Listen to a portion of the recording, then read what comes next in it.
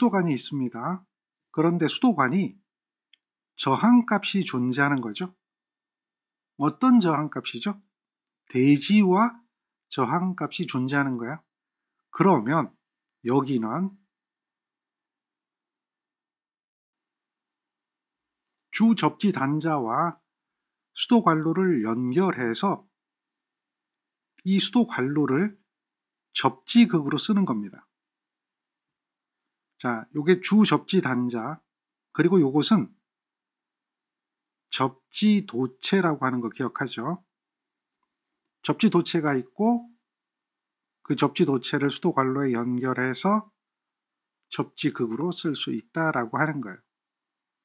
그때 지중해 매설되어 있고 대지와의 전기 저항이 3옴 이하를 유지해야 한다라고 하는 거 기억해야 됩니다.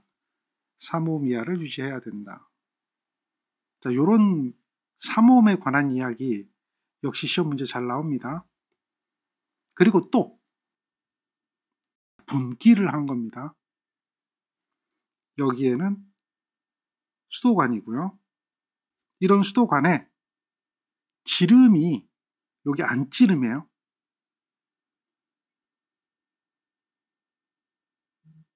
75mm 이상입니다. 75mm 이상인 곳에 직접 접속하면 돼요. 그런데 여기는 작아졌죠? 75mm 이하가 되는 거고요. 접지극으로 쓸 때는 여기서 분기해서 이렇게 되어서 접지도체까지 여기까지 5m 이내 이렇게 되는 거예요. 당연히 지중해 매설되어 있고 대지와의 전기 저항은 3옴 이하일 때는 금속재 수도 관로를 접지극으로 사용할 수가 있습니다. 이때에 접지도체와 이 부분을 접지도체라고 하죠. 그리고 금속재 수도 관로는 지름이 75mm 이상인 부분이나 또 75mm 이하가 되면 분기점으로부터 여기가 분기점이 되겠죠. 분기점으로부터 5m 이내가 돼야 된다. 이렇게 이야기하고 있어요. 잘 봐요. 다시 이야기해요. 수도관로의 접지 저항값이 요것이 3옴을 계속해서 이하를 유지해야 됩니다. 이하를 유지해야 돼요. 3옴 이하. 요것을 유지하는 수도관로가 있다면 그것을 접지극으로 쓸 수 있는데 75mm 이상이면 바로 접속을 할 수가 있고요. 75mm 미만이 되면 분기점으로부터 접지도체를 포함해서 접지점까지 5m 이내가 돼야 된다라고 이야기하고 있어요. 여기 5m를 넘어갈 수 있는 규정도 있어요. 5m 초과해도 된다. 5m 초과 경우는 2옴 이하 이거면 가능하다. 여기 접지 저항값이 3옴이 아니라 2옴 이하가 되면 5m를 넘어가도 그 부분을 접지극으로 사용할 수 있다라고 규정하고 있어요. 자, 여기에서 2옴은 철골의 접지 저항과 동일하다는 거죠. 그런 부분을 여러분들은 알고 있습니다.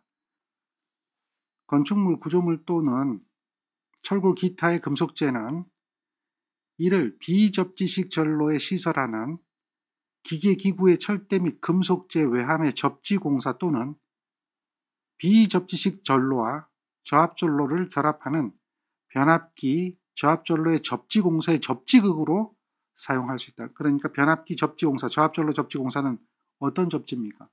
변압기 2차측 접지공사죠. 그 변압기 2차측 접지공사의 접지극으로도 사용할 수가 있다. 외함 접지공사, 금속재 외함 접지공사로도 사용할 수 있다라고 하는 거예요. 단, 대지와의 전기 저항이 2옴 이하가 된다. 기억해야 되죠. 그래서 여러분도 이렇게 기억하잖아요. 건축물 구조체 접지. 건축물 구조체 접지는 2옴 이하가 되면 2옴 이하를 유지하면 저압전로의 외함 접지공사의 접지극이나 변압기 저압전로의 접지공사의 접지극으로 사용할 수 있다. 여기서 시험 문제 나오는 것은 2옴이죠. 요 2옴은 조금 전에 수도관 접지 2옴, 5m 초과하는 것 여기하고도 동일하게 2옴이죠.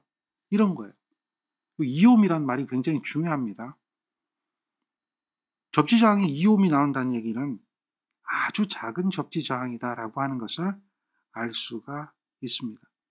그래서 그렇게 될 때는 접지극으로서의 제한이 없다. 그러나 3옴만 되어도 제한이 생긴다라고 하는 거죠. 3옴은 건축물 구조체는 접지극으로 쓸 수가 없고요. 수도관로는, 가스관로는 이런 것들은 관로는 쓸 수가 있습니다. 단 조건이 관로의 굵기가 75mm 이상이 되어야 된다라고 하는 거예요. 그리고 굵기가 75mm 미만이 되어지면 5m 이내가 돼야 된다라고 하는 것이 3옴일 때 규정이다라고 하는 거예요. 그런 것까지 기억해야 됩니다. 자, 접지도체. 우리가 이걸 배울 때 어떤 거 이야기했어요? 여기가 뭐라고 그랬죠? 기기라고 하면 기기 외함을 여기에 접지를 하죠. 이렇게 접지를 할 때 요걸 우리는 보호도체라고 이야기하죠. 요것은 접지도체죠. 보호도체와 접지도체에 대해서 기억해야 되는데요. 지금 접지도체는 그러면 굵기가 얼마짜리를 써야 하는가라고 이야기하는 거예요. 접지도체의 단면적은 큰 고장전류가 접지도체를 통해서 흐르지 않을 경우에는 구리도체가 있고요. 그 다음 철제가 있습니다. 이렇게 두 가지로 구분하는데요. 구리도체는 6mm 제곱 이상이 되고 있고요. 철제도체는 50mm 제곱 이상이 돼야 된다. 이렇게 규정하고 있어요. 얘는 뭐라고 그랬죠? 큰 고장 전류가 접지도체를 통해서 흐르지 않을 경우라고 이야기했는데, 그러면 큰 고장 전류가 접지도체를 통해서 흐른다. 이럴 때는 우리는 필의 접지라고 하죠. 필의 접지의 경우에는 어떻게 돼야 되느냐? 굵기가 달라지겠죠. 필의 시스템에 대해서는 구리는 6이 아니라 16입니다.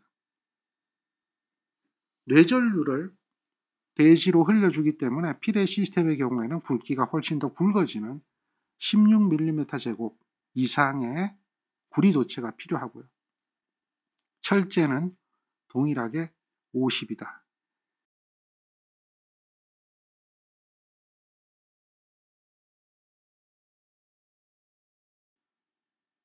여러분들 중성점 접지가 어떤 접지입니까? 기억하나요?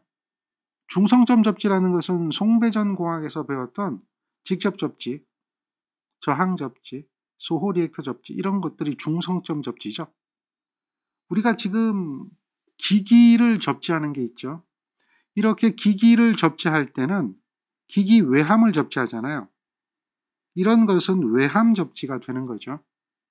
그리고 변압기가 있으면 변압기 이렇게 그림을 그리죠. 변압기가 있으면 변압기 2차를 접지하는 경우가 있죠. 이런 것은 변압기 2차측 접지라고 하는 거잖아요. 중성점 접지용 접지도체에 관한 이야기입니다. 중성점 접지용 접지도체는 공칭 단면적 16 이상이고요. 그러니까 여기서 16이라고 나오는 이 부분은 중성점 접지도 접지도체가 16 이상이다. 자, 접지도체 굵기는 6 아니면 16이죠. 그런데요. 6mm 제곱 이상으로 사용할 수 있는 경우도 있다. 그럴 때는 경우가 7kV, 전압이 낮은 전로죠. 고압 전로죠. 7kV 이하, 7kV 이하 중성점 전로는 접지도체를 16이 아니라 6으로 사용할 수가 있습니다. 그리고요, 또 있어요. 22.9kV. 22.9kV는 25kV 이하인 특고압 가공전선로인데 중성점을 다중 접지한 것입니다. 이런 22.9에서 지락이 발생하면 2초 이내에 자동적으로 전로를 차단하는 장치가 되어 있어서 지락 전류가, 큰 고장 전류가 흐르는 확률이 줄어드는 거예요. 큰 고장 전류가 흐르지 않는다라고 보면 6mm 이상으로 할 수 있다라고 규정하고 있습니다. 자, 접지도체 굵기는 6 아니면 16이에요. 전류가 크면 16이 되는 거고 전류가 작으면 6이 되는 거예요. 접지도체에 대해서 알아봤고요. 그 다음 여러분들이 봐야 될 게 있는데요. 요건 좀 복잡해요. 보호도체가 있습니다. 보호도체에 대해서 알아봐야 돼요. 보호도체는 굵기가 어떻게 될까요? 라고 하는데요. 보호도체는 세 가지 경우가 나와요. 보호도체는 세 가지 경우로 기억해야 돼요. 먼저 보호도체는 상도체가 있어요. 상도체. 그 다음 보호도체가 있잖아요. 상도체 단면적하고 관련이 되는데요. 상도체가 S라고 하는데 얘가 16보다 작거나 같습니다. 16 이하가 됩니다. 얘가 상도체가 16 초과하고 35 이하가 되는 경우가 있고요. 이 상도체가 35를 초과하는 경우, 이렇게 세 가지 경우로 생각하는 겁니다. 16, 35, 35 초과. 이렇게 16 이하가 되면 보호도체 단면적은 상도체와 동일합니다. 그리고요, 16과 35 사이가 되면 이때는 16을 씁니다. 그 다음 35를 넘어가면 상도체의 2분의 1이 됩니다. 이렇게 기억하세요. 16 이하가 되면 상도체와 동일한 도체가 보호도체가 되고 16과 35 사이면 16이 되고 그리고 35를 넘어가면 상도체 2분의 1이 된다. 역시 16을 기준으로 해서 생각을 하면 되겠죠? S 2분의 S. 기억하겠죠? 이렇게 보호도체에 대한 단면적도 여러분은 기억하고 있어야 됩니다. 지금 이런 보호도체 굵기는 이렇게 됐는데요. 만약에 차단 시간이 5초 이하의 큰 고장 전류가 흐를 때 보호도체 굵기는 어떻게 될까요? 큰 고장 전류가 흐를 때 보호도체 굵기 S는요. 얘는 이렇게 표시합니다. K분의 루트의 I 자승 T 밀리메타 제곱으로 구한다, 이렇게 규정하고 있습니다. 큰 고장 전류가 흐른다, 차단 시간이 5초 이하다라고 하면 K분의 I 자승 T를 루트 씌워주는 거예요. 여기서 K라고 하는 게 있어요. 이 K라는 것은 절연 물질이 있을 거고요. 재질이 있을 거고요. 주변 온도가 있을 거고 초기 온도가 있을 겁니다. 기타 이런 것들에 의해서 온도에 따라서 정해지는 계수가 존재할 거고요. 그리고 여기서 흐르는 I라는 것은 보호장치를 통해서 흐를 수 있는 고장전류의 시료값을 말하는 거고요. 또 T라는 것은 바로 그 차단기가 차단하는 시간이 될 겁니다. 차단 동작을 위한 보호장치의 동작 시간을 T라고 할 때 이와 같이 구하게 되는 거죠. 그런데요, 이것은요 굉장히 중요한 식 중에 하나고요. 이런 보호도체 굵기를 구할 때 실제 2차 실기시험에서 이걸 이용해서 보호도체 굵기를 구하라 라고 하는 문제가 출제되고 있다는 거죠. 그러니까 그 부분도 정리하고 있어야 합니다. 이 그림 하나를 보면 여러분들은 그런 것들을 생각을 할 수 있어야 합니다. 접지 단자에 대해서 한번 살펴보죠. 이걸 우리는 주 접지 단자라고 하죠. 주 접지 단자에 접속할 수 있는 것은 어떤 것을 접속할 수 있을까라고 이야기하는 거예요.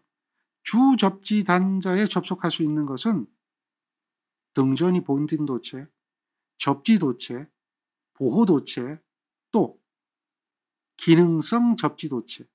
만약에 접지와 관련이 있다면 기능성 접지 도체. 이것들을 접지 단자에 연결할 수가 있어요. 접지 단자에 연결되는 것은 보호 도체는 당연히 연결이 되어 있죠. 그 다음 이 주 접지 단자에 접지 도체도 연결되어 있죠.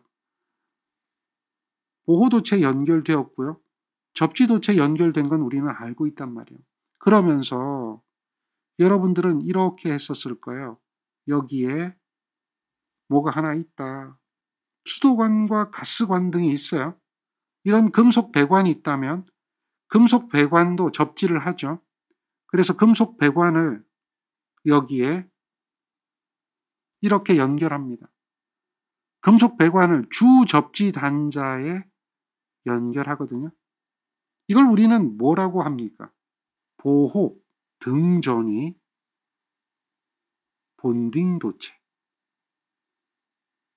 보호 등전이 본딩 도체도 이걸 우리는 등전이 본딩 도체라고 하죠. 보호 등전이 본딩 도체도 주 접지 단자에 접속할 수가 있습니다. 그 외 기능성 접지 도체도 연결할 수 있다. 그래서 주 접지 단자에 연결할 수 있는 것들은 다음 중 어느 것인가라고 물어본다면 또는 아닌 것을 찾아라 한다면 그런 것들을 찾아낼 수가 있어야 되겠죠. 주택 등의 저압 수용 장소의 접지라고 하는 게 있어요. 접지 방식은 개통 접지가 TNCS라고 하는 TN 방식이 있고요. TT 방식이 있고요. IT 방식이 있죠. 그거 기억하죠? 이걸 갖다 우리는 수용과 접지라고 해요. 수용과 접지. 이 수용과 접지에서 접지 개통의 접지가 TNCS 방식이에요. 개통 접지라고 하면 IT 접지가 있어요. 그 다음에 TT 접지가 있어요. 그 다음에 TN 접지가 있어요. TN 접지는 TNC가 있고요. TNS가 있고요. TNCS가 있어요. 이렇게 세 가지 접지로 개통 접지가 구분이 되는데요. TNCS의 경우에 대해서 이야기를 하는 거예요. TNCS에 대해서 여기 C가 들어갈 때는요. 중성선 겸용 보호도체라고 하는 게 있죠. 보호도체인데 중성선을 겸하는 겁니다. 그래서 PEN이라고 부르는데요. 이런 중성선 겸용 보호도체, 얘는 고정 전기 설비에만 사용할 수가 있어요. 고정 설비에만 사용할 수 있고 그 보호도체는 굵기가 9리로 10입니다. 그 다음 알루미늄으로 16이죠. 이러한 굵기를 쓴다. 그 계통의 최고 전압으로 절연이 돼야 된다. PEN이라고 하는 중성선 겸용 보호도체가 있는데 얘는 고정 설비에만 사용할 수 있고 구리 도체로는 10, 알루미늄 도체로는 16mm 제곱 이상의 것을 사용할 수 있다라고 기억해야 되죠.